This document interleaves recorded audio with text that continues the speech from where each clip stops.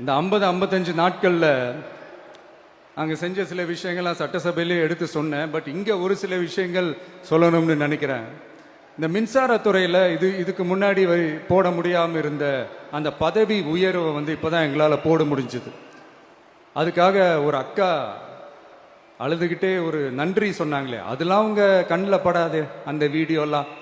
குறை சொல்கிறவங்களுக்கு அடுத்து லஞ்சம்லாம் ஒழிக்க முடியாது, ஊழல்லாம் ஒழிக்க முடியாது, அதெல்லாம் பிளட்டிலேயே ஊறி போய் இருக்கு அப்படின்னு சொன்னவங்க போய் ஒவ்வொரு கவர்மெண்ட் ஆபீஸா பாருங்க.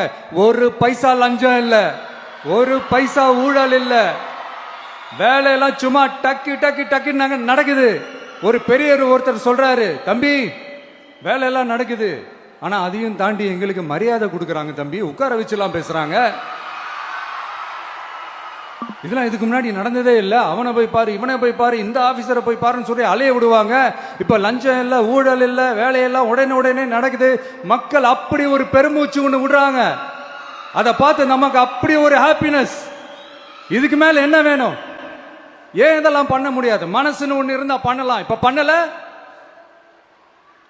உங்ககிட்ட யாராவது லஞ்சம் ஏதாவது கேட்டாங்கன்னா கொடுக்க முடியாது சொல்லுங்க, நான் இருக்கேன் உங்களோட.